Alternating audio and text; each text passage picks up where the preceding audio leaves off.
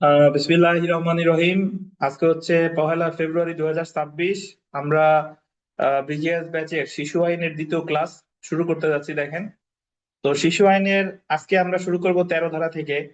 13 ধারাটা যদি আমরা পড়ি, চতুর্থ অধ্যায় শিশু বিষয়ক ডেস্ক এবং শিশু বিষয়ক পুলিশ কর্মকর্তা ইত্যাদি। প্রথমে দেখেন, 13 ধারায় বলছে শিশু বিষয়ক ডেস্ক।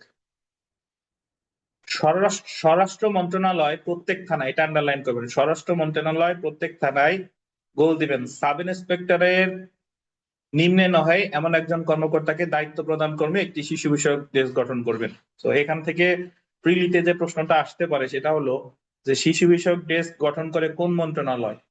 স্বরাষ্ট্র মন্ত্রণালয়। কোন পদমর্যাদার নিচে নয়? সাব ইন্সপেক্টর পদমর্যাদার নিচে। তবে শর্ত থাকে যে কোন থানায়, আন্ডারলাইন করবেন, মহিলা সাব ইন্সপেক্টর কর্মরত থাকলে উক্ত ডেস্কের দায়িত্ব প্রদানের ক্ষেত্রে তাহাকে অগ্রাধিকার প্রদান করতে হবে। তাহলে যদি মহিলা সাব ইন্সপেক্টর থাকে তাহলে তিনি অগ্রাধিকার পাবেন। উপধারা একে উল্লেখিত শিশু বিষয়ক ডেস্কের দায়িত্বপ্রাপ্ত কর্মকর্তা শিশু বিষয়ক পুলিশ কর্মকর্তা হিসেবে অভিহিত হবেন। তাহলে উপধারা একে যাকে শিশু বিষয়ক ডেস্কের দায়িত্বপ্রাপ্ত কর্মকর্তা, তার নাম হবে কি? শিশু বিষয়ক পুলিশ কর্মকর্তা। সো আসতে পারে যে শিশু বিষয়ক পুলিশ কর্মকর্তা কোন পদমর্যাদার হবে? সাব ইন্সপেক্টর পদমর্যাদা, মানে সর্বনিম্ন সাব ইন্সপেক্টর। এবার আমরা যদি দেখি যে শিশু বিষয়ক পুলিশ কর্মকর্তার দায়িত্ব ও কার্যাবলী, শিশু বিষয়ক পুলিশ কর্মকর্তার দায়িত্ব কার্যাবলী হবে নিম্নরূপ, যথা শিশু বিষয়ক মামলার জন্য, আন্ডারলাইন করেন, পৃথক নথি বা রেজিস্টার সংরক্ষণ করা। শিশুদের মামলার জন্য আলাদা নথি হবে, বুঝছেন, আলাদা রেজিস্টার হবে। কোন শিশু থানায় আসলে বা শিশুকে থানায় আনয়ন করা হলে, আন্ডারলাইন করবেন, প্রবেশন কর্মকর্তাকে অভিহিত করা। গতদিন কিন্তু আমরা প্রবেশন কর্মকর্তা সম্পর্কে বিস্তারিত পড়ছি 5 ধারায়, যে যদি কাউরে আলাদা করে নিয়োগ না দেয় তাহলে সুপারশন কর্মকর্তা হবে প্রবেশন কর্মকর্তা। এবং প্রবেশন কর্মকর্তার দায়িত্ব আমরা কয়েকভাবে ভাগ করছিলাম, যে থানায় আনলে এক প্রকার, কোর্টে আনলে এক প্রকার, এরকম আর কি। তাহলে ওই শিশু বিষয়ক পুলিশ কর্মকর্তার দায়িত্ব হচ্ছে প্রবেশন কর্মকর্তারে কি অবহিত করা, শিশুর পিতা মাতা বা তাহাদের উভয়ের অবর্তমানে শিশুর তত্ত্বাবধানকারী অভিভাবক, কর্তৃপক্ষ, আইনানুগ বা বৈধ অভিভাবক বা ক্ষেত্রমত বা বর্ধিত পরিবারের সদস্যকে অবহিত করা, বিস্তারিত তথ্য সহ আদালতে হাজির করার তারিখ জ্ঞাত করা। তাহলে এই পুলিশের দায়িত্ব প্রবেশন কর্মকর্তারে জানানো এবং সেই সাথে সাথে তার পরিবারে জানানো। তারপরে দেখেন, মানসিক পরিষেবা প্রদান করা। মানসিক প্রাথমিক চিকিৎসার ব্যবস্থা, প্রয়োজনে ক্লিনিক বা হাসপাতালে প্রেরণ করা, শিশুর মৌলিক চাহিদা পূরণ করার জন্য প্রয়োজনীয় ব্যবস্থা গ্রহণ করা। সে কি খাইছে কিনা, তার মানে বস্ত্র আছে কিনা, চিকিৎসার দরকার আছে কিনা, বা আর কোনো মৌলিক জিনিস দরকার কিনা, এগুলো সব ব্যবস্থা করবে শিশু বিষয়ক পুলিশ। সঠিকভাবে শিশুর, এটা আন্ডারলাইন করেন, সঠিকভাবে শিশুর বয়স নির্ধারণ করা হইতেছে কিনা বা নির্ধারণ করার ক্ষেত্রে শিশুর জন্ম নিবন্ধন সনদ বা এতৎ সংশ্লিষ্ট বিশ্বাসযোগ্য দলিলাদি পর্যালোচনা করা হইতেছে কিনা তা তৎ বিষয়ে কি লেখা, লক্ষ্য রাখা। মানে শিশুদের ক্ষেত্রে বয়স নির্ধারণ কিন্তু একটা ম্যাটার করে, কারণ অনেক ক্ষেত্রে শিশু দাবি করতেছে, তারা দাবি করতেছে শিশু, বাট অন্যরা দাবি করতেছে সে শিশু না। তাহলে পরবর্তীতে দেখা যায় যে আসলে তার বয়স কত। তারপরে যদি আমরা দেখি, প্রবেশন কর্মকর্তার সহিত যৌথভাবে শিশুর বিরুদ্ধে আনীত অভিযোগ মূল্যায়ন পূর্বক বিকল্প পন্থা অবলম্বন এবং সম্ভাব্যতা যাচাই পূর্বক জামিনের ব্যবস্থা, আন্ডারলাইন করেন, জামিনের ব্যবস্থা করা। কি? জামিনের ব্যবস্থা করা। বিকল্প পন্থা অবলম্বন বা কোনো কারণে জামিনে মুক্তি প্রদান করা সম্ভব না হলে আদালতে প্রথম হাজিরার পূর্বে সংশ্লিষ্ট শিশুকে নিরাপদ স্থানে প্রেরণের ব্যবস্থা। মানে যদি আমি বিকল্প ব্যবস্থা কি সামনে আমরা আসতেছি, বিকল্প পন্থা অবলম্বন করা না যায় বা জামিনের ব্যবস্থা করা না যায়, তাহলে তাকে অবশ্যই আগে নিরাপদ স্থানে নিতে হবে। তারপরে যদি দেখেন, প্রতি মাসে শিশুদের মামলার সকল তথ্য প্রতিবেদন আকারে থানা হইতে নির্ধারিত ছকে প্রবেশন কর্মকর্তার নিকট এবং পুলিশ সুপারিনটেন্ডেন্টের কার্যালয়ের মাধ্যমে পুলিশ সদর দপ্তর, ক্ষেত্রমতে জেলা আইনগত সহায়তা প্রদান কমিটির নিকট প্রেরণ, বিধি দ্বারা নির্ধারিত দায়িত্ব পালন করা, উপরিউক্ত কার্যাবলী সম্পাদনের প্রয়োজনে অন্যান্য ব্যবস্থা গ্রহণ করা।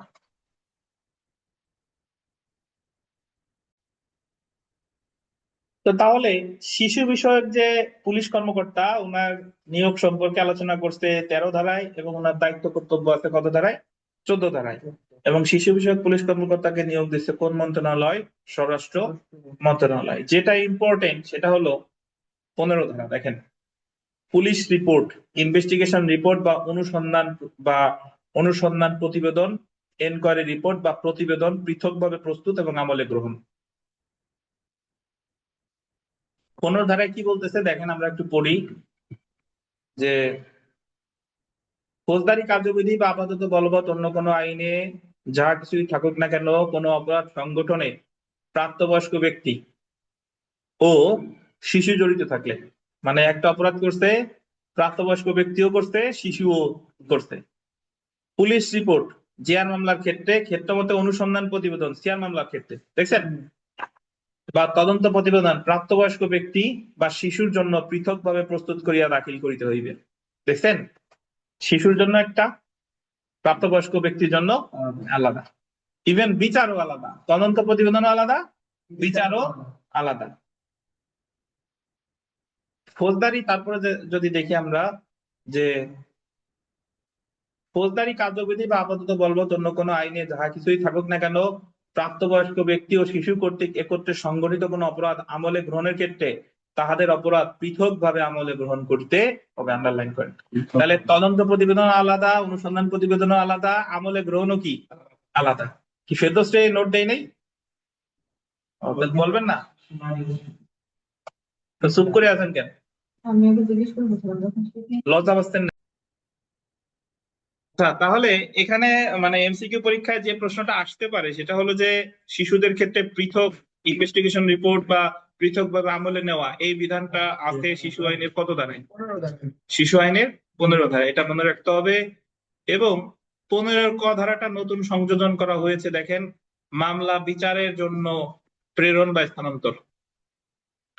কোন অপরাধ আমলে গ্রহণ করার পর মামলাটি বিচারের জন্য প্রস্তুত করিয়া শিশু কর্তৃক সংগঠিত অপরাধের জন্য মামলাটি প্রয়োজনীয় কাগজপত্র কাগজদি সহ আন্ডারলাইন করে শিশু আদালতে পাঠাইতে হবে। শিশু যে অপরাধ করছে এটা পাঠাইতে হবে কোথায়? শিশু আদালতে। আর প্রাপ্তবয়স্ক ব্যক্তি কর্তৃক সংগঠিত অপরাধের বিচারের জন্য মামলাটি প্রয়োজনীয় কাগজদি সহ এখতিয়ার সম্পূর্ণ আদালতে প্রেরণ করতে হইবে। এবং দফা ক ও খ এর অধীন মামলা প্রেরণের বিষয়টি আন্ডারলাইন করবেন, পাবলিক প্রসিকিউটরকে অবহিত করতে হবে। এখানে একটা বিষয় দেখেন, 3-4 দিন আগে বাসু হত্যা মামলা গোপালগঞ্জের পত্রপত্রিকায় আসছে, আপনারা দেখছেন। ঘটনাটি গোপালগঞ্জের, কিন্তু বিচার হয়েছে দ্রুত বিচার ট্রাইব্যুনাল ঢাকাতে। তো ওখানে 5 জনরে দিছে হচ্ছে মৃত্যুদণ্ড, 11 জনরে দিছে যাবজ্জীবন কারাদণ্ড, আর 4 জনরে দিছে আমৃত্যু কারাদণ্ড, আর 3 জন হলো শিশু। ওনাদের রায় এখনো দেয় নাই, ওনাদের বিচার আছে শিশু আদালতে। তো তাহলে একটা বিষয় এখানে লক্ষণীয় যে প্রাপ্তবয়স্কদের জন্য যেরকম তদন্ত প্রতিবেদন আলাদা, আমলে গ্রহণ আলাদা, বিচারও কি আলাদা। মানে শিশুদের সাথে ওনাদের কি করা যাবে না, মেলানো যাবে না। তাহলে বাস্তবে আমরা যেরকম ফৌজদারি কার্যবিধিতে 29 খ ধারায় পড়ছিলাম, jurisdiction in the case of juvenile, শিশু আদালতের এখতিয়ার, মানে কিশোরদের ক্ষেত্রে এখতিয়ার। তো ওইটা কিন্তু এখন ফৌজদারি কার্যবিধিতে এখনো বিধান আছে, বাট বাস্তবে এখন শিশু রিলেটেড যা যাবতীয় যা যা আছে সবকিছু পরিচালিত হবে কি দ্বারা? শিশু শিশু আইন 2013 দ্বারা। বুঝছেন? তো আমরা চলে আসি, তাহলে আমরা এখানে 15 এবং 15 ক এই দুইটা বিধান মনে রাখবো। 15তে বলছে যে আলাদা আলাদা ভাবে কি করবে, আপনার আমলে নিবে বা আলাদা আলাদা প্রতিবেদন দিবে, অনুসন্ধান বা তদন্ত প্রতিবেদন, আর বিচারের জন্য সংশ্লিষ্ট শিশু আদালতে প্রেরণ করতে হবে, এটা বলছে 15 ক। আমরা চলে আসি শিশু আদালত এবং উহার কার্যাবলী, 16 ধারা। শিশু আদালত 16 ধারা। আইনের সহিত সংঘাতে জড়িত শিশু কর্তৃক, এখানে আরেকটা বিষয় আপনারা যারা প্রথম ক্লাস মিস করছেন, এই লাইনটা দেখেন, আইনের সহিত সংঘাতে জড়িত শিশু, মানে এই জায়গা হলো যে শিশুটা অপরাধ করছে, এই জায়গা সরাসরি মানে অপরাধী বলে অভিহিত করে নাই। এখানে কি বলছে? আইনের সহিত সংঘাতে জড়িত শিশু।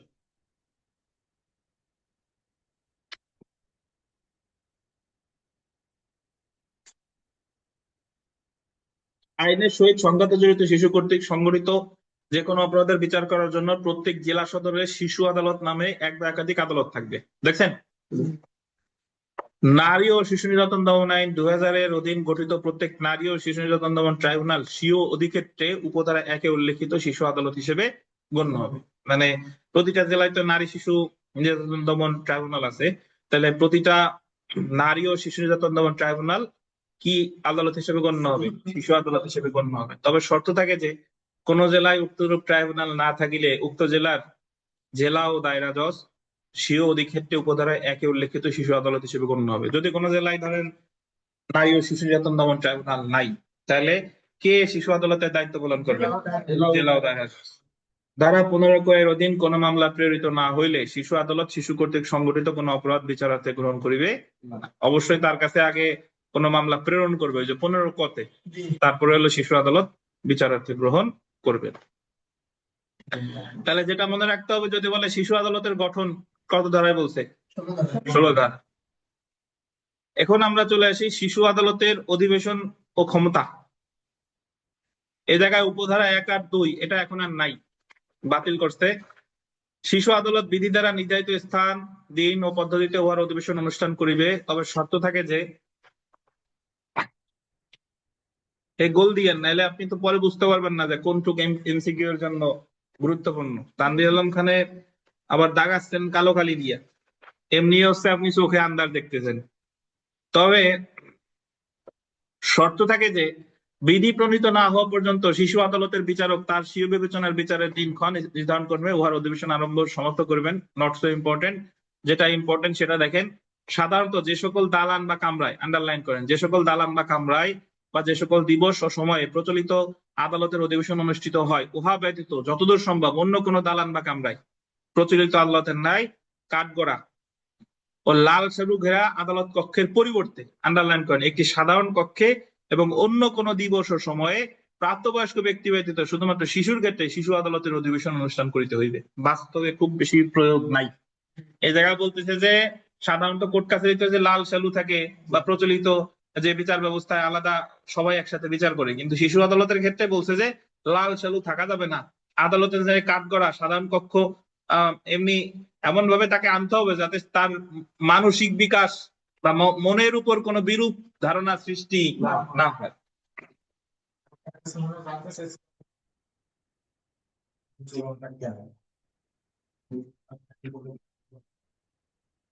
আচ্ছা, ধন্যবাদ। লাল সালুর প্রচলন কেন, আমি আপনাকে যৌক্তিক উত্তর মানে আইনে কিছু আছে কিনা জানি না, বাট আপাতত এতটুকু বলা যায় যে ধরেন আমরা বিরিয়ানির দোকানগুলোতে লাল মানে লাল কাপড় দিয়ে হাড়ি পেঁচানো থাকে, দেখবেন অধিকাংশ দোকানে, যাতে এই যে হ্যাঁ, যাতে তরঙ্গ দৈর্ঘ্য বেশি, দূর থেকে যাতে এটা দেখা হয়, যাতে আকৃষ্ট করে। এখন আদালতের ক্ষেত্রে ওইরকম হ্যাঁ হ্যাঁ, আদালতের ক্ষেত্রে কি হতে পারে এক্সাক্ট ব্যাখ্যা আমার জানা নাই, আপনারা জেনে জানাবো। দেখেন, শিশু আদালতের ক্ষমতা। দায়রা আদালত যে সকল ক্ষমতা প্রয়োগ ও কার্যাবলী সম্পাদন করতে পারে, শিশু আদালতও সে সকল ক্ষমতা প্রয়োগ কার্যাবলী সম্পাদন করতে পারে। চলে আসি শিশু আদালতের পরিবেশ ও সুবিধা সমূহ।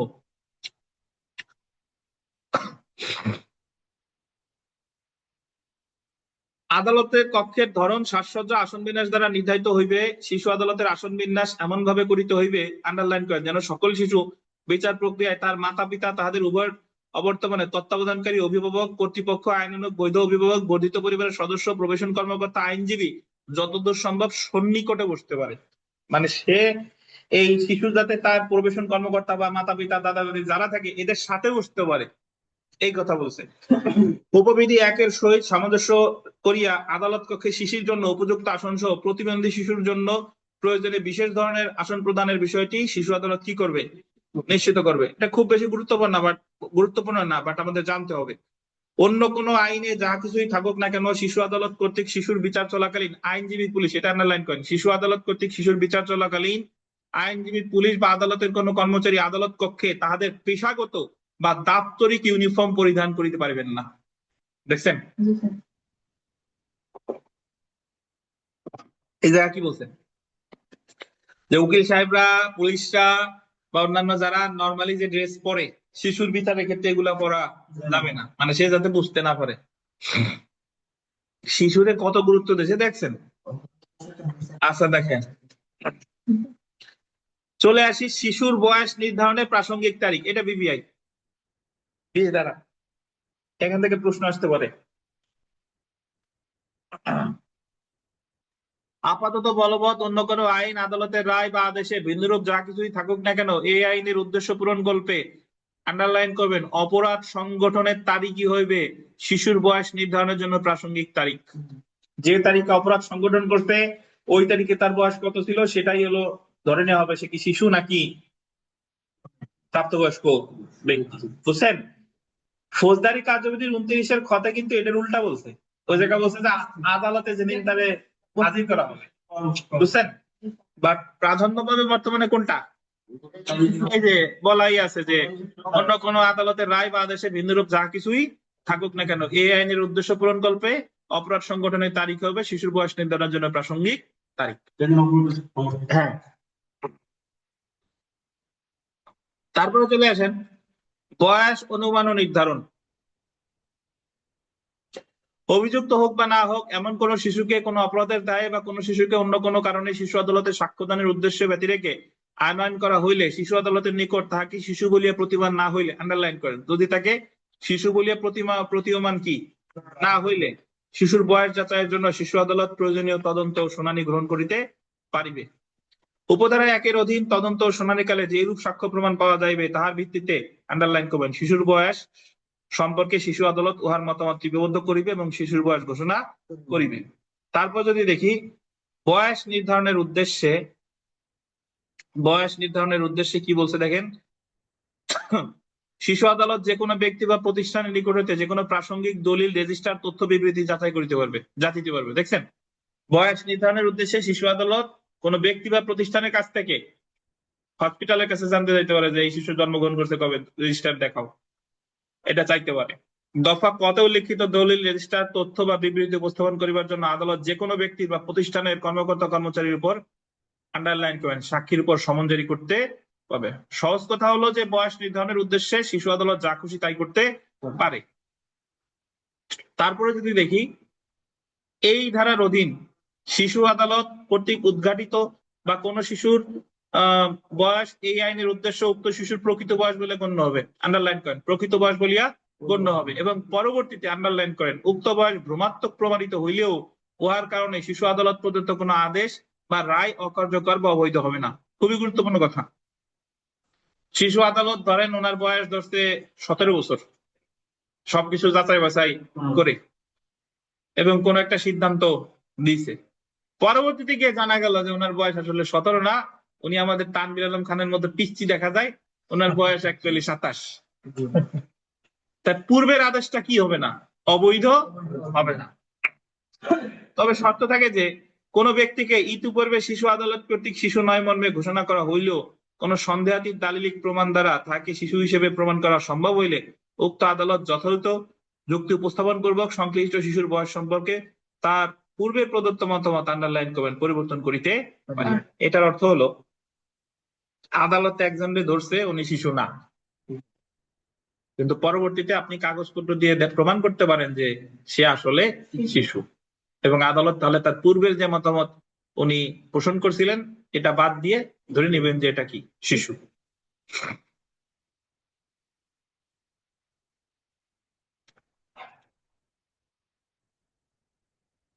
বিচার প্রক্রিয়ায় শিশুর অংশগ্রহণ।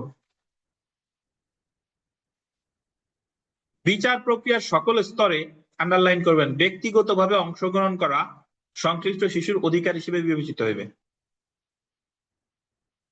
ব্যক্তিগতভাবে মানে বুঝেন, মানে সশরীরে, সব জায়গায় ওনার অধিকার আছে সশরীরে কি উপস্থিত হওয়ার।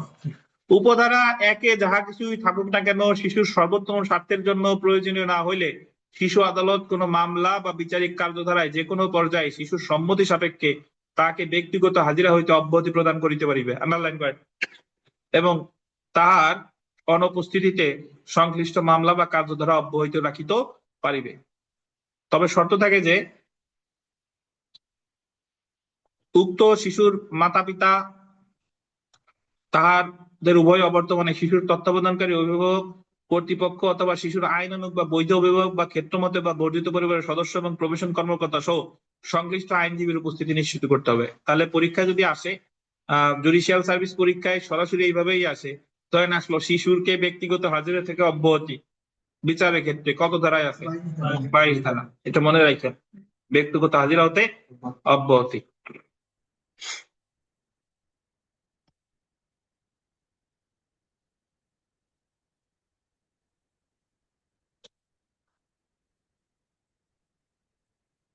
উপধারা 2 এর বিধান অনুযায়ী শিশুর অনুপস্থিতিতে বিচার কার্য পরিচালনা করা হইলে শিশু আদালত উক্তরূপ অনুপস্থিতির কারণ নথিতে লিপিবদ্ধ করিবে এবং বিচার কার্য পরিচালনার সময় শিশুর পক্ষে যিনি আদালতে উপস্থিত থাকিবেন তাহার মাধ্যমে আদালতে গৃহীত পদক্ষেপ কার্যক্রম শিশুর পক্ষে বিপক্ষে করণীয় ব্যবস্থাদি সম্পর্কে শিশুকে অবহিত করবে। ধরেন শিশু সরাসরি নাই, ওনার পক্ষে ছিল আইনজীবী, তাহলে আইনজীবী সকল বিষয় অবগত করবে কারে? শিশুকে।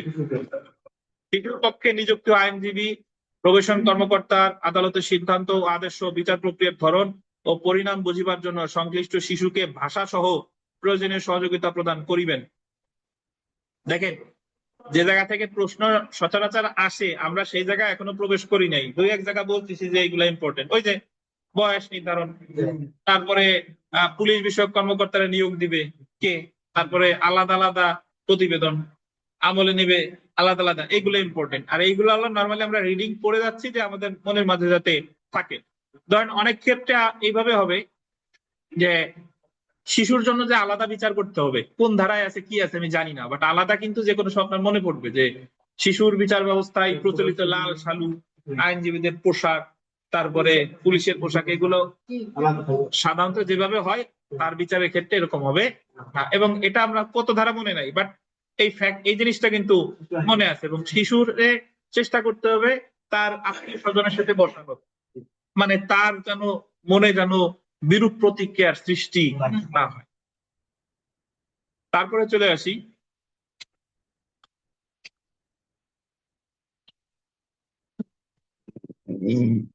মামলা দায়ের বা পরিচালনার ক্ষেত্রে আইনের বিধানাবলী সঠিকভাবে অনুসরণে শিশু বিষয়ক বা সংশ্লিষ্ট পুলিশ কর্মকর্তা বা প্রবেশন কর্মকর্তার দায়িত্ব পালনে কোনো অসাবধানতা, গাফিলতি বা ব্যর্থতা শিশু আদালতের নিকট গোচরিত হইলে উক্ত আদালত তাৎক্ষণিকভাবে উক্ত বিষয়টি প্রবেশন কর্মকর্তার ক্ষেত্রে, জেলা সমাজসেবা কার্যালয়ের উপপরিচালক, শিশু বিষয়ক বা সংশ্লিষ্ট পুলিশ কর্মকর্তার ক্ষেত্রে পুলিশ সুপারিনটেন্ডেন্টের নিকট যথাযথ আইনগত ব্যবস্থা গ্রহণের জন্য প্রেরণ করিবে।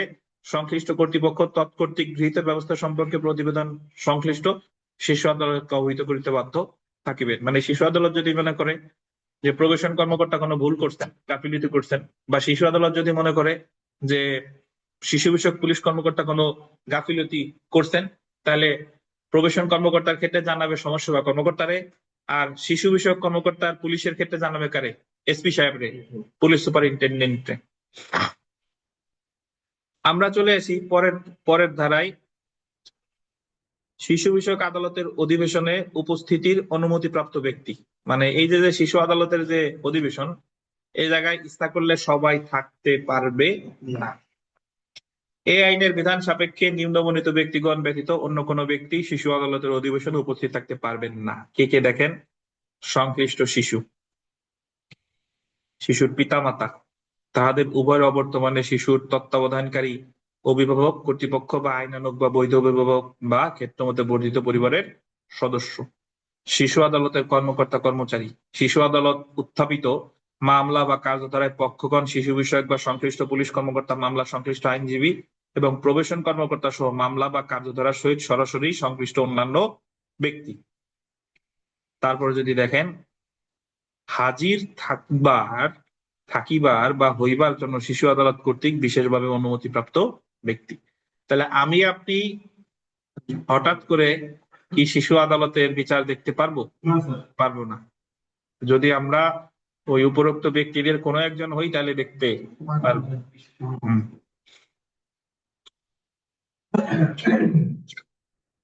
দেখেন, অভিযুক্ত শিশুর মাতা পিতা বা অভিভাবকের শিশু আদালতে উপস্থিতি। এ আইনের অধীন শিশু আদালতে হাজিরকৃত শিশুর মাতা পিতা এবং তাহাদের উভয়ের অবর্তমানে তত্ত্বাবধানকারী অভিভাবক বা কর্তৃপক্ষ অথবা আইনানুগ বা বৈধ অভিভাবক বা ক্ষেত্রমতে বর্ধিত পরিবারের সদস্য বর্তমান থাকিলে এবং তিনি বা তাহারা যুক্তিসঙ্গত দূরত্বে বসবাস করিলে শিশু আদালতের সংশ্লিষ্ট ব্যক্তি বা ব্যক্তিবর্গকে আদালতে হাজির হইতে নির্দেশ প্রদান করিতে পারিবে। তবে শর্ত থাকে যে উল্লেখিত ব্যক্তিবর্গ যুক্তিসঙ্গত দূরত্বের বাহিরে বসবাস করিলে আদালত যুক্তিসঙ্গত সময় নির্ধারণ করিয়া তাহাদিগকে আদালতে হাজির হইতে নির্দেশ প্রদান করিতে পারবে। মানে আদালত, শিশু তো হাজির হইবেই, শিশুর পিতা মাতারাও কি দিতে পারে, নির্দেশ দিতে পারে যে আপনারা বিচারের সময় উপস্থিত থাকবেন। এগুলা আসলে মানে নির্দেশনামূলক, মানে আপনারে এগুলা যে অনুসরণ করে বিষয়টা তা না, বলে দিছে সুযোগ হইলে অনুসরণ করবে, না হইলে নাই। শিশু ব্যতীত অন্য সকল ব্যক্তিকে শিশু আদালত হইতে প্রত্যাহার। এই যে দেখেন, শিশু আদালত প্রয়োজন মনে করলে কোন মামলার শুনানিকালে শিশুর সর্বোত্তম স্বার্থে সংশ্লিষ্ট শিশু ব্যতীত ধারা 23-এ উল্লেখিত যে কোনো ব্যক্তিকে উক্ত আদালত হইতে বহিরাগমনের জন্য নির্দেশ দিতে পারিবে এবং উক্তরূপ নির্দেশনার আলোকে সংশ্লিষ্ট ব্যক্তি উক্ত আদালত পরিত্যাগ করিতে কি থাকবেন, বাধ্য থাকবেন। ফেরদৌস গেছে দেখতে, বলো যে ফেরদৌস যান, এই জায়গা আপনার থাকা হবে না।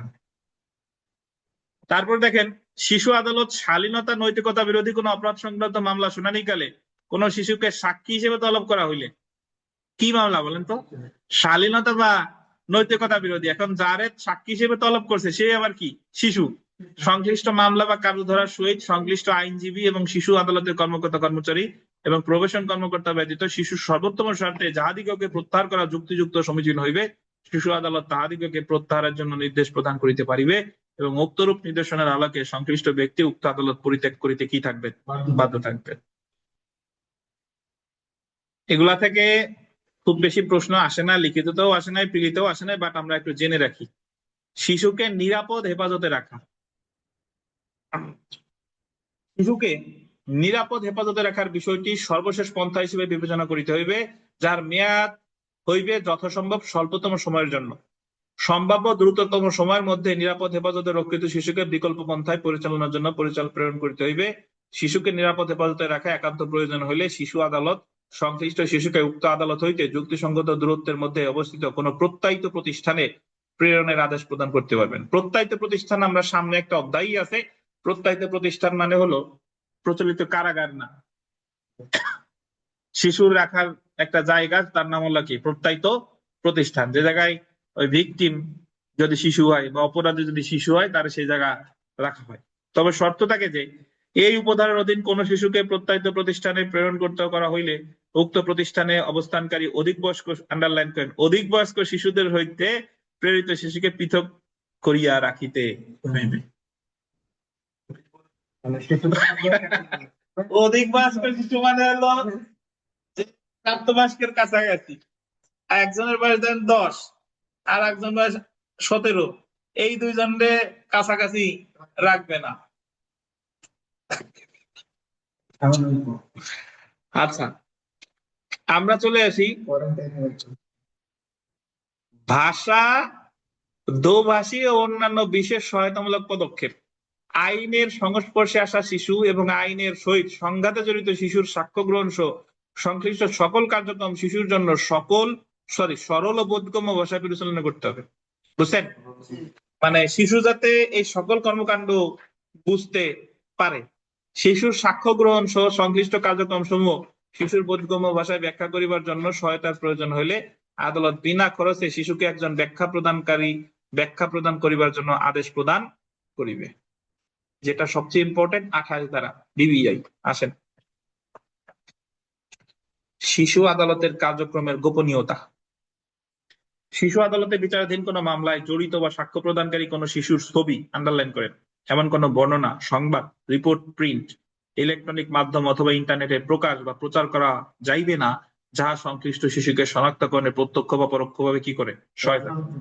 উপধারা 1-এ যাহা কিছুই থাকুক না কেন, কোন শিশুর ছবি, বর্ণনা, সংবাদ বা রিপোর্ট প্রকাশ করা শিশুর স্বার্থের জন্য ক্ষতিকর হইবে না মর্মে শিশু আদালতের নিকট প্রতীয়মান হইলে উক্ত আদালত সংশ্লিষ্ট শিশুর ছবি, বর্ণনা, সংবাদ বা রিপোর্ট প্রকাশের অনুমতি প্রদান করিতে কি পারিবে। যদি সমস্যা না হয় তাহলে অনুমতি দিতে পারে। 29 ধারা বিবিআই, এটা লিখিত পরীক্ষায় আসে।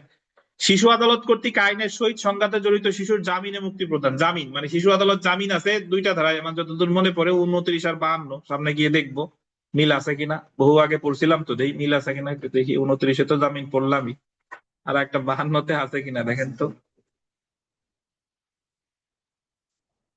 আছে আছে। তো মনে আছে যে এইভাবে মনে রাখতাম যে জামিন আছে এত এত ধারা।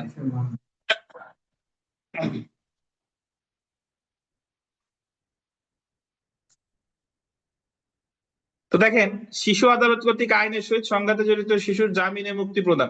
এই জায়গায় আমি যে কথাটা বললাম, আপনারা প্রথম ক্লাসে আসছেন কেটা, সেটা হলো যে শিশু আদালতে কিন্তু সরাসরি অপরাধী বলে নাই, আইনের সহিত সংঘাতে জড়িত শিশু আর ভিকটিম বলে নাই, আইনের সংস্পর্শে আসা শিশু। আইনের সংস্পর্শে আসা শিশু মানে হলো সে অত্যাচারিত হয়েছে, ভিকটিম আর কি। আর আইনের সহিত সংঘাতে জড়িত শিশু কি? অপরাধ। এই আইন সহ ফৌজদারি কার্যবিধি বা আপাতত বলবৎ অন্য কোনো আইনে ভিন্নরূপ কিছু না থাকুক না কেন, শিশু আদালত হাজিরকৃত কোনো শিশুর মামলা বিকল্প পন্থায় পরিচালনা করা না হলে শিশু আদালত সংশ্লিষ্ট শিশুকে অপরাধটি জামিনযোগ্য বা আন্ডারলাইন করেন জামিন অযোগ্য যাই হোক না কেন জামানত সহ বা জামানত ছাড়াই জামিনে মুক্তি প্রদান করিতে পারে। তাহলে শিশু আদালত জামিন দিচ্ছে কততে? 29। জামানত সহ বা কি জামিনযোগ্য অথবা জামিন অযোগ্য। তারপরে দেখেন, শিশুর নিজের মুসলেকায় অথবা শিশুর পিতামাতা নিজের মুসলেকায় গোল দেন, মানে শিশুও জামানত, শিশুও মুসলেকা দিতে পারে নিজের মুসলেকায় বা শিশুর মাতা পিতা এবং তাদের উভয়ের অবর্তমানে তত্ত্বাবধানকারী অভিভাবক কর্তৃপক্ষ আইনানুগ বা বৈধ অভিভাবক বা ক্ষেত্রমতে বর্ধিত পরিবারের সদস্য প্রবেশন কর্মকর্তা কোন প্রতিষ্ঠান বা সংস্থা শিশু আদালত যাহাকে উপযুক্ত বিবেচনা করিবে তত্ত্বাবধানে জামানত প্রদান সাপেক্ষে বা জামানত ছাড়া শিশুকে জামিন প্রদান করা যাইবে। তারপরে দেখেন, উপধারা 1 এবং উপধারা 2 এর অধীন জামিন মঞ্জুর করা না হইলে শিশু আদালত উক্তরূপ নামঞ্জুরের কারণ লিপিবদ্ধ করিবে এবং সংশ্লিষ্ট শিশুকে কোন প্রত্যায়িত প্রতিষ্ঠানে প্রেরণের জন্য কি দিবে? আদেশ দিবে।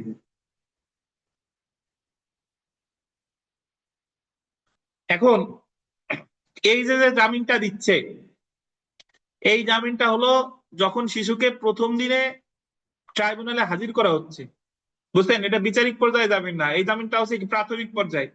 প্রাথমিক পর্যায়ে জামিন আছে কত ধারায়? 29 ধারায়। মুসলেকা কে দিতে পারে? শিশু স্বয়ং দিতে পারে।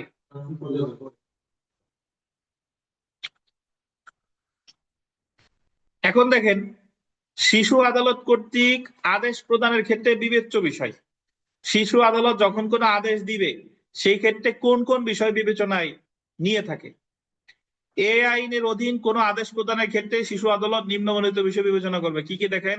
শিশুর বয়স ও লিঙ্গ, শিশুর শারীরিক ও মানসিক অবস্থা, শিশুর শিক্ষাগত যোগ্যতা, শিশু কোন শ্রেণীতে অধ্যয়নরত, মানে এইগুলো আসলে বিবেচনায় নিবে কোন আদেশের ক্ষেত্রে। জামিন দিবে কি দিবে না, যদি তার বয়স কম হয় বা লিঙ্গ দেখে পুরুষ নাকি মহিলা, এগুলার ক্ষেত্রে উনি যে কোনো আদেশ দিতে পারে। শিশুর সামাজিক সাংস্কৃতিক ও নৃতাত্ত্বিক অবস্থা, শিশুর পরিবারের আর্থিক অবস্থা, শিশু ও তার পরিবারের জীবনযাপন পদ্ধতি, অপরাধ সংগঠনের কারণ, দলবদ্ধতার তথ্য, সার্বিক পরিস্থিতি ও পটভূমি, শিশুর অভিমত, সামাজিক অনুসন্ধান প্রতিবেদন। সামাজিক অনুসন্ধান প্রতিবেদন একটু করে আলাদা ধারাই আছে। সামাজিক অনুসন্ধান প্রতিবেদন মানে হলো ওই শিশুর কোন গোত্র, কতদিন কোথায় কিভাবে মানুষ হয়েছে, কোথায় পড়ালেখা করছে, ওর আর্থিক অবস্থা কি, সর্বোপরি এগুলা দেখে একটা প্রতিবেদন দেয়, যেটা বলে সামাজিক অনুসন্ধান প্রতিবেদন। শিশুর সংশোধন ও সর্বোত্তম স্বার্থ সংরক্ষণের জন্য আনুষঙ্গিক যে সকল বিষয় বিবেচনার্থে গ্রহণ করা আবশ্যক ও প্রয়োজন। তাহলে আমরা এতক্ষণে যে ধারাটা মনে রাখবো, জামিন কত ধারায়? 29 ধারা। বিরতির পর আমরা আর একটা ধারা পড়বো, বিবিআই, সামাজিক অনুসন্ধান প্রতিবেদন, বিবিআই কত ধারা? 31।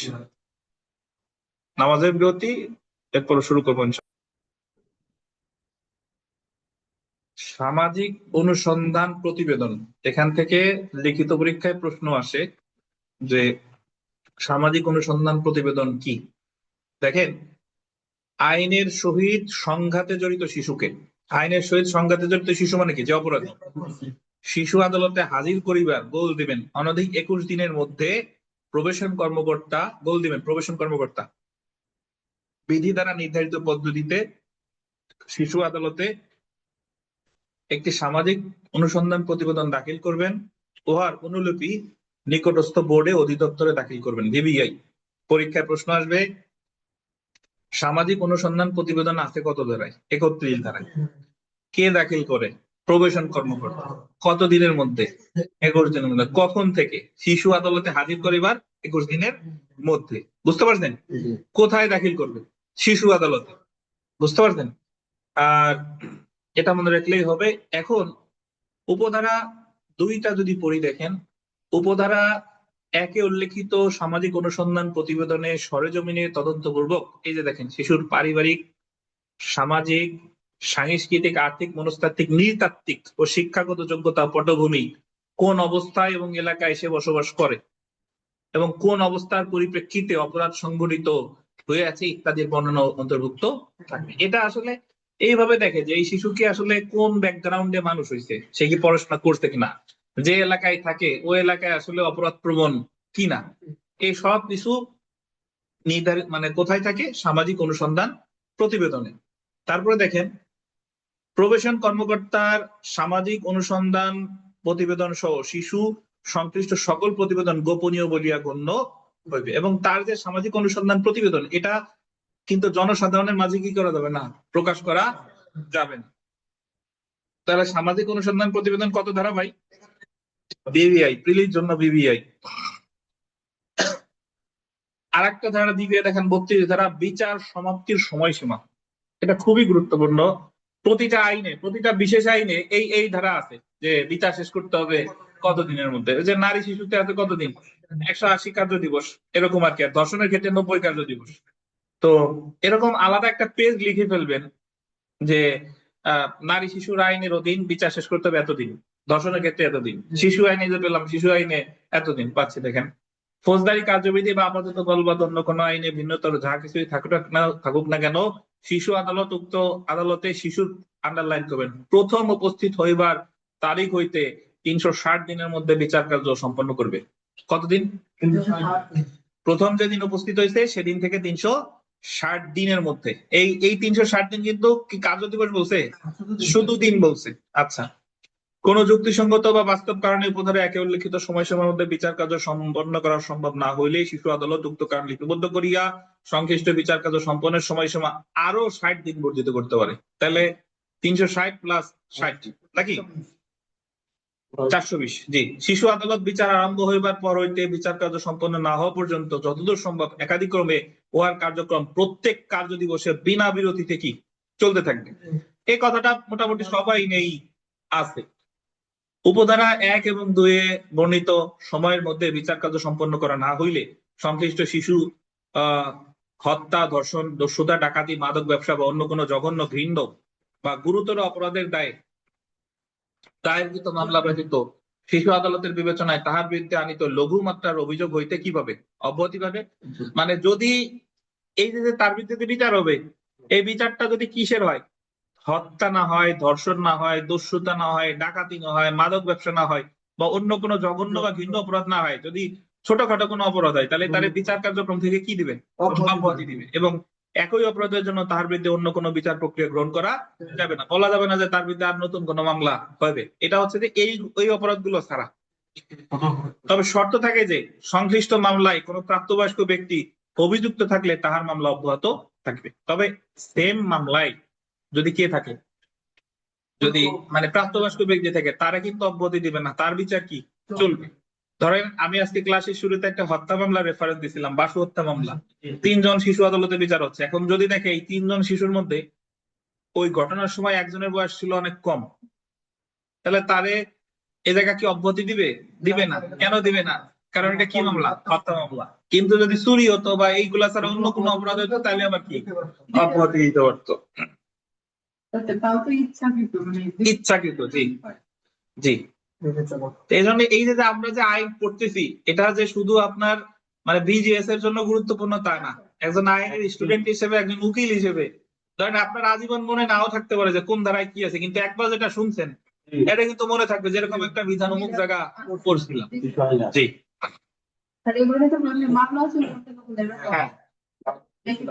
হ্যাঁ, দেখেন, তাহলে শিশুর উপর নির্দিষ্ট ধরনের দণ্ড আরোপের বাধা নিষেধ, বিবিআই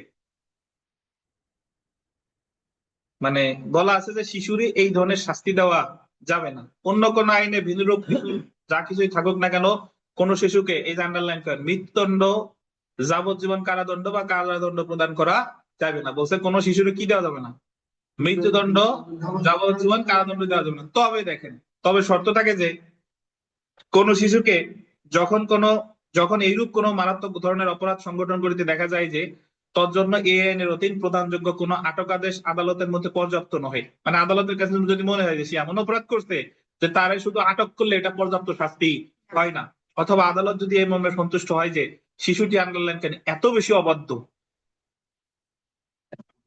হিরো আলমের মতো শিশু ধরেন, এত বেশি অবাধ্য বা ভ্রষ্ট চরিত্র যে তাহাকে কোনো প্রত্যায়িত প্রতিষ্ঠানে প্রেরণ করা চলে না, এবং অন্যান্য যে সকল আইনানুগ পন্থায় মামলাটির সুরাহা হইতে পারে উহাদের কোনো একটিও তাহার জন্য উপযুক্ত না হয়, তাহা হইলে শিশু আদালত শিশুকে আন্ডারলাইন করবেন কারাদণ্ড প্রদান করিয়া কারাগারে প্রেরণের জন্য আদেশ করিতে পারে। মানে শিশুটি যদি এমন পাজি হয় যে রে সাজা না দিলে হচ্ছে না, তাইলে তারা কারাদণ্ড দিতে পারে, অন্যথায় কিন্তু তারে মৃত্যুদণ্ড, যাবজ্জীবন কারাদণ্ড বা কি দিবে না, কারাদণ্ড দিবে না। শিশু আইনে সাধারণত দেওয়া হয় আটক আদেশ, কিন্তু যদি দেখে যে সে আসলে খুবই পাজি টাইপের, তাহলে সেই ক্ষেত্রে তারা কারাগারে প্রেরণ করতে পারে। তবে দেখেন, তবে শর্ত থাকে যে এইরূপ প্রদেয় কারাদণ্ডের মেয়াদ তার অপরাধের জন্য প্রদেয় দণ্ডের সর্বোচ্চ মেয়াদের অধিক হবে না। মানে তারে যে শাস্তি দিতে পারতো তার চেয়ে বেশি হবে না। আরো শর্ত থাকে যে উক্তরূপ কারাদণ্ডে থাকাকালীন যে কোনো সময়ে শিশু আদালত উপযুক্ত মনে করলে এই মর্মে নোটিশ প্রদান করিতে পারিবে যে এইরূপ কারাদণ্ডে আটক রাখিবার পরিবর্তে অভিযুক্ত শিশুকে গোল দিবেন তার বয়স 18 বছর পূর্ণ না হওয়া পর্যন্ত কোনো প্রত্যায়িত প্রতিষ্ঠানে আটক রাখতে পারবে। মানে ওই যে কারাদণ্ড, এই কারাদণ্ড ব্যতীত তাদের বলতে পারে যে যতদিন পর্যন্ত তার বয়স 18 বছর না হচ্ছে ততদিন পর্যন্ত এই প্রত্যায়িত প্রতিষ্ঠানে থাকবে।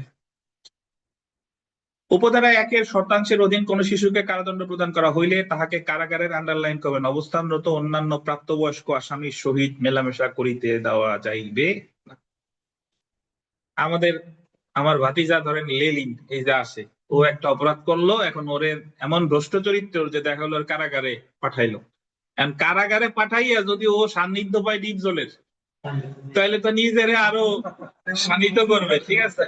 তো এজন্য এই জায়গায় কারাগারে পাঠাইলেও তারা রাখতে হবে আলাদা, মানে অন্য কারোর সাথে রাখা যাবে না, দিনেশের সান্নিধ্যে রাখা যাবে না। তো আমরা আজকের সর্বশেষ ধারাটা পড়ে শেষ করে দেখেন 34 ধারা ভিভিআই পরীক্ষায় আসে, লিখিত পরীক্ষার জন্য ভিভিআই শিশু আদালত কর্তৃক প্রদত্ত আটক আদেশ ইত্যাদি, মানে এটা পরীক্ষা আসে। কোন শিশু মৃত্যুদণ্ড, যাবজ্জীবন কারাদণ্ডের দণ্ডনীয় কোন অপরাধে দোষী প্রমাণিত হইলে, আন্ডারলাইন করে, কোন শিশু মৃত্যুদণ্ডে বা যাবজ্জীবন কারাদণ্ডের দণ্ডনীয় কোন অপরাধে কি দোষী প্রমাণিত হইলে শিশু আদালত তাহাকে গোল দিবেন অনূর্ধ্ব 10 বছর এবং অনন্য 3 বছর মেয়াদে আটক আদেশ প্রদান করিয়া শিশু উন্নয়ন কেন্দ্রে আটক রাখিবার জন্য আদেশ প্রদান করিতে পারিবে। তাহলে এই যে হত্যা মামলায় যে আসামি, তার সর্বোচ্চ আটক আদেশ দিতে পারবে কত? 10 বছর, সর্বনিম্ন 3 বছর। 3 বছরের নিচে কিন্তু দিতে পারবে না। তবে শর্ত থাকে যে কোন শিশু মৃত্যুদণ্ড, যাবজ্জীবন কারাদণ্ডের দণ্ডনীয় নয় এমন কোন অপরাধ দোষী প্রমাণিত হইলে শিশু আদালত তাকে 3 বছর মেয়াদে আটক আদেশ প্রদান করিয়া শিশু উন্নয়ন কেন্দ্রে আটক রাখার আদেশ দিতে। বুঝতেন? তাহলে শিশু যদি হত্যা করে, ধরেন 15 বছরের একজন হত্যা করতে, তাহলে তার সর্বোচ্চ শাস্তি হতে পারে কত? 10 বছর আটক আদেশ। এটা আপনি জানলেন, আইনের ছাত্র হিসেবে এই জিনিসটা আমাদের দণ্ডবিধিতে নাই, আছে? তাই আইনের অ্যাডভোকেট হিসেবে, অ্যাডভোকেটটা কেন বিজ্ঞ বলে আমার তো জানার কোনো শেষ নাই। আর এই জিনিস কোর্টেও জানতে পারবেন, কিন্তু কোর্টে এই রিলেটেড মামলা যেদিন আসবে সিনিয়রের সাথে যাবেন, তারপরে জানতে হবে। আচ্ছা, তাহলে আমরা আসি এরপরেরটায়। শিশু আদালতের আদেশে বা অথবা আপাতত বলবৎ, এই কি দেন ফোন দেখেন নাকি? আপাতত বলবৎ অন্য কোন আইনে ভিন্নতর যা কিছুই থাকুক না কেন আটক আদেশ প্রাপ্ত শিশুর আচরণ, চারিত্রিক ও ব্যক্তিত্বের ইতিবাচক ও উল্লেখযোগ্য পরিবর্তন ঘটিলে, আন্ডারলাইন করেন, মানে যারা আটক আদেশ দিতে তার শিশুর আচরণ, চারিত্রিক ও ব্যক্তিত্বের ইতিবাচক বা উল্লেখযোগ্য পরিবর্তন ঘটিলে এবং হত্যা, ধর্ষণ, দস্যুতা, ডাকাতি, মাদক ব্যবসা, অন্য কোনো জঘন্য, ঘৃণ্য বা গুরুতর মামলা অভিযুক্ত না হইলে শিশু উন্নয়ন কেন্দ্রের বা প্রত্যায়িত প্রতিষ্ঠানের কর্তৃপক্ষ শিশুর বয়স 18 বছর পূর্ণ হওয়ার সাথে সাথে সংশ্লিষ্ট শিশুকে মুক্তি প্রদানের লক্ষ্যে ব্যবস্থা গ্রহণের জন্য 18 বছর পূর্ণ হইবার গোল দিবেন অনূন্য 3 মাস পূর্বে সরকারের নিকট সুপারিশ প্রেরণ করবে।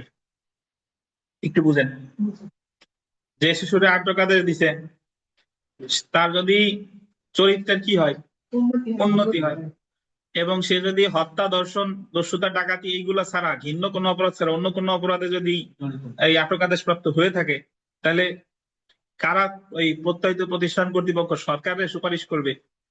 18 বছর আর কয় মাস করবে? 3 মাস করবে। এই 3 মাসের ইম্পর্টেন্ট। 18 বছর হওয়ার 3 মাস করবে সুপারিশ করবে যে এ ভালো হয়ে গেছে, এটা এখন মুক্তি দেওয়া হোক, সুপারিশ করতেছে।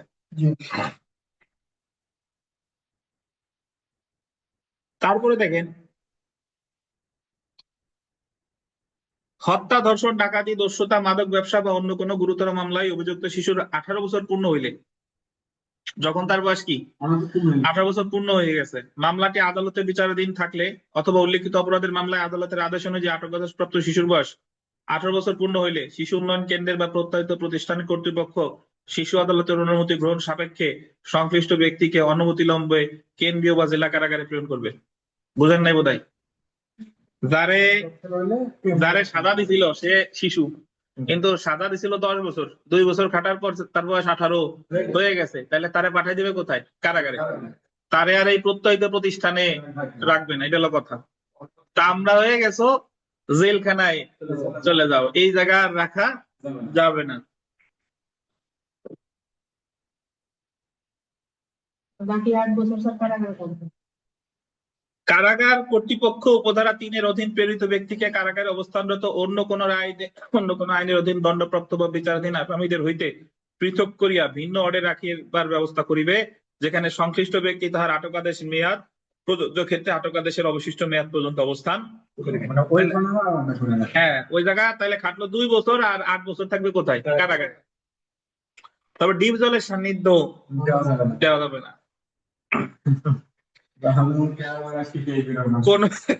কোন শিশুর বিচার প্রক্রিয়া 18 বছর পূর্ণ হওয়ার পর সমাপ্ত হইলে, এটা বিবিআই দেখেন, কোন শিশুর বিচার প্রক্রিয়া সমাপ্ত হয়েছে কখন? যখন তার বয়স 18 বছর অলরেডি হয়ে গেছে এবং বিচার সমাপ্তির পর তাহাকে আটকাদেশ প্রদান করা হইলে উক্ত শিশুকে শিশু আদালত সরাসরি কেন্দ্রীয় বা জেলা কারাগারে প্রেরণ করিবে। বোঝা যায়নি বোধহয়? 15 বছর বয়সে হত্যা করছিল, হত্যা মামলার রায় যখন দিতে তখন তার বয়স 25, তাহলে সে তো আর এখন শিশু নাই, তাহলে বিচার কিন্তু প্রাপ্তবয়স্ক হিসেবে হচ্ছে না, বিচার হচ্ছে কি হিসেবে? শিশু হিসেবে। তাহলে তারে আর কোথায় পাঠাবে না, ওই আটকাদেশ দিবে না, কারাগারেই পাঠাবে। কিন্তু বেঁচে যাচ্ছে, তার শাস্তি হচ্ছে সর্বোচ্চ কত? 10 বছর। তার মানে শিশু যদি হত্যাও করে তার সাজা কত? 10 বছর।